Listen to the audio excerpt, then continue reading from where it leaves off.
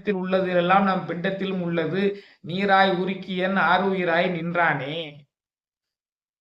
நம் உடலிலேயே நீரினுடைய அம்சமாயிருக்கிறான், நிலத்தினுடைய அம்சமாயிருக்கிறான், நெருப்பினுடைய அம்சமாயிருக்கிறான், காற்றினுடைய அம்சமாயிருக்கிறான், ஆகாயத்தின் அம்சமாயிருக்கிறான், ஒவ்வொரு செல்களிலும் இருக்கிறான், ஒவ்வொரு பிளாஸ்மாக்களிலும் இருக்கிறான்.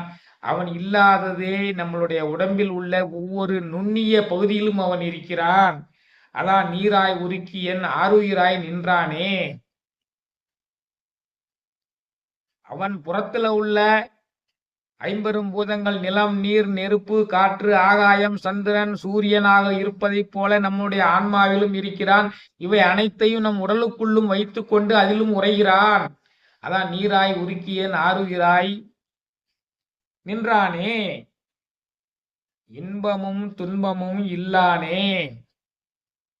அவனுக்கு இன்பமானதுன்னு எது